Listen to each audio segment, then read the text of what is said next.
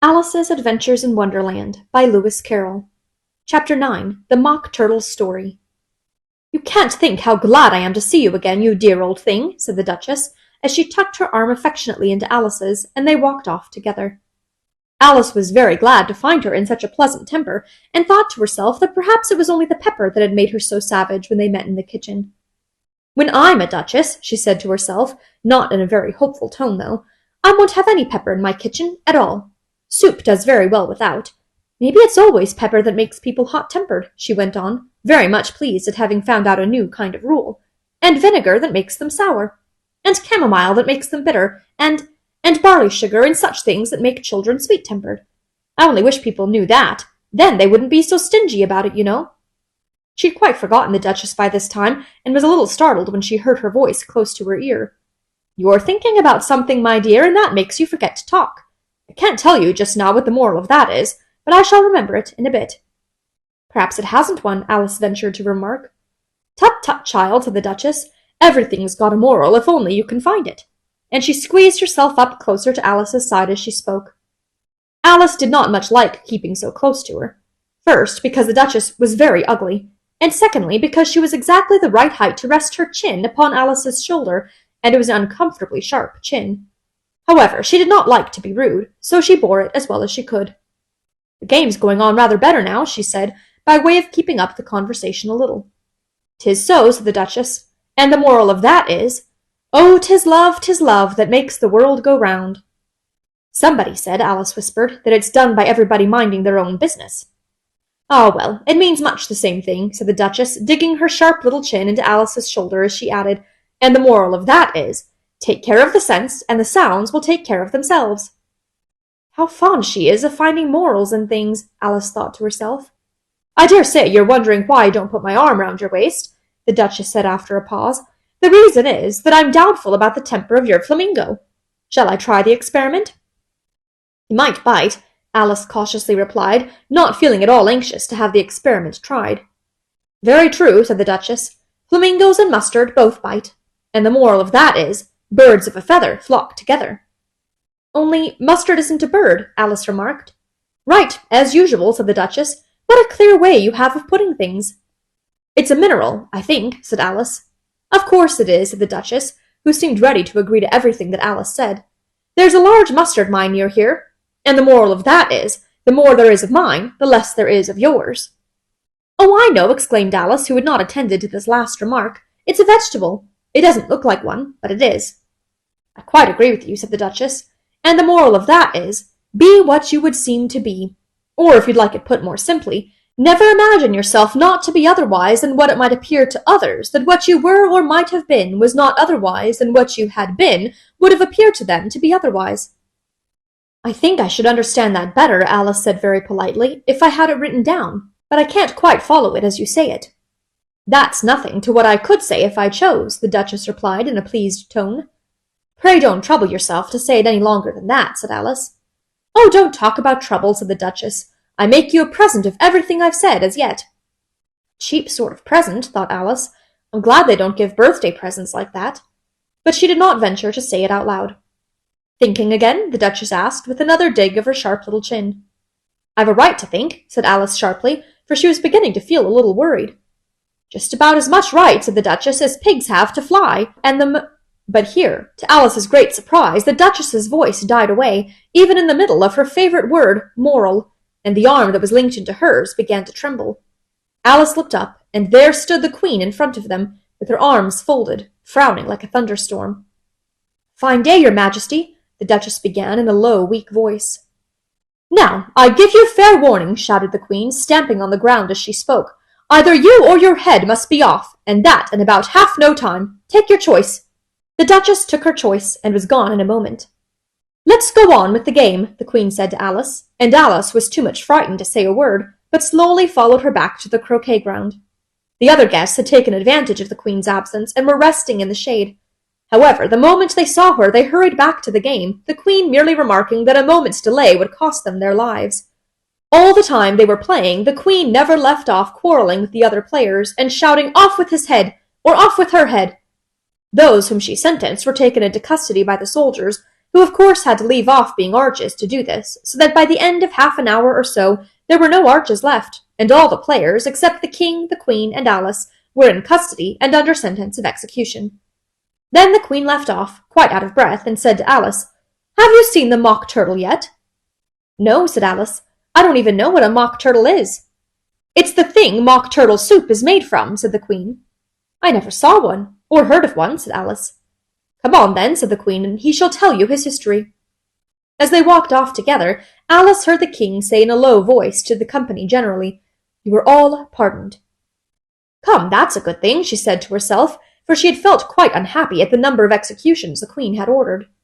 They very soon came upon a griffin, lying fast asleep in the sun. If you don't know what a griffin is, look at the picture. "Up, lazy thing," said the queen, "and take this young lady to see the mock turtle, and to hear his history. I must go back and see after some executions I have ordered." And she walked off, leaving Alice alone with the griffin. Alice did not quite like the look of the creature, but on the whole she thought it would be quite as safe to stay with it as to go after that savage queen. So she waited. The griffin sat up and rubbed its eyes, then it watched the queen till she was out of sight. Then it chuckled. "What fun!" said the griffin, half to itself, half to Alice. "What is the fun?" said Alice. "Why, she," said the griffin. "It's all her fancy, that. They never executes nobody, you know. Come on." "Everybody says come on here," thought Alice as she went slowly after it. "I never was so ordered about in all my life. Never." They had not gone far before they saw the mock turtle in the distance, sitting sad and lonely on a little ledge of rock, and as they came nearer, Alice could hear him sighing as if his heart would break. She pitied him deeply. "What is his sorrow?" she asked the griffin, and the griffin answered, very nearly in the same words as before, "It's all his fancy, that. He hasn't got no sorrow, you know. Come on." So they went up to the mock turtle, who looked at them with large eyes full of tears, but said nothing. "This here young lady," said the griffin, "she wants for to know your history, she do." "I'll tell it her," said the mock turtle in a deep, hollow tone. "Sit down, both of you, and don't speak a word till I've finished." So they sat down, and nobody spoke for some minutes. Alice thought to herself, "I don't see how he can ever finish if he doesn't begin." But she waited patiently. "Once," said the mock turtle at last, with a deep sigh, "I was a real turtle." These words were followed by a very long silence, broken only by an occasional exclamation of "Humph!" from the griffin, and the constant heavy sobbing of the mock turtle. Alice was very nearly getting up and saying, "Thank you, sir, for your interesting story," but she could not help thinking there must be more to come, so she sat still and said nothing. "When we were little," the mock turtle went on at last, more calmly, though still sobbing a little now and then, "we went to school in the sea. The master was an old turtle. We used to call him Tortoise." "Why did you call him Tortoise if he wasn't one?" Alice asked. "We called him Tortoise because he taught us," said the mock turtle angrily. "Really, you are very dull." "You ought to be ashamed of yourself for asking such a simple question," added the griffin. And then they both sat silent and looked at poor Alice, who felt ready to sink into the earth. At last the griffin said to the mock turtle, "Drive on, old fellow. Don't be all day about it." And he went on in these words. "Yes, we went to school in the sea, though you mayn't believe it." "I never said I didn't," interrupted Alice. "You did," said the mock turtle. "Hold your tongue," added the griffin, before Alice could speak again. The mock turtle went on. "We had the best of educations. In fact, we went to school every day." "I've been to a day school too," said Alice. "You needn't be so proud as all that." "With extras?" asked the mock turtle, a little anxiously.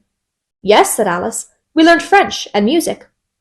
"And washing?" said the mock turtle. "Certainly not," said Alice indignantly. "Ah, then yours wasn't a really good school," said the mock turtle in a tone of great relief. "Now at ours they had at the end of the bill French, music, and washing. Extra." "You couldn't have wanted it much," said Alice, "living at the bottom of the sea." "I couldn't afford to learn it," said the mock turtle with a sigh. "I only took the regular course." "What was that?" inquired Alice. "Reeling and writhing, of course, to begin with," the mock turtle replied, "and then the different branches of arithmetic.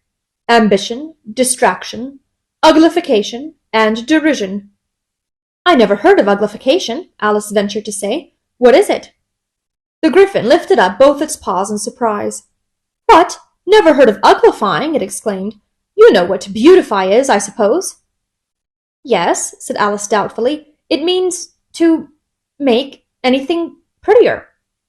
Well then, the Gryphon went on, if you don't know what to uglify is, you are a simpleton.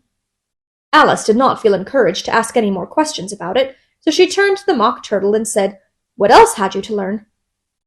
Well, there was mystery, the Mock Turtle replied, counting off the subjects on his flappers. Mystery, ancient and modern, with seaography, then drawling. The drawling master was an old conger eel that used to come once a week.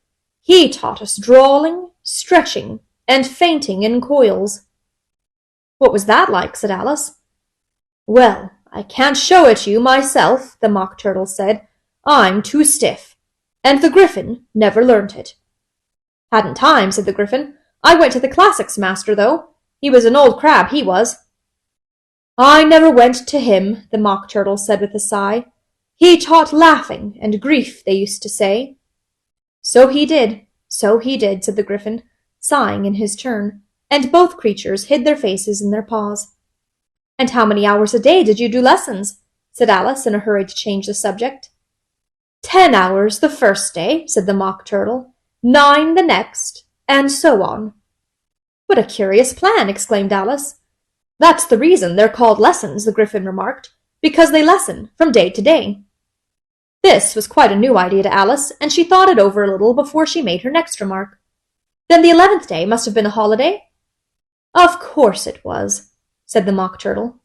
And how did you manage on the 12th? Alice went on eagerly. That's enough about lessons, the Gryphon interrupted in a very decided tone. Tell her something about the games now.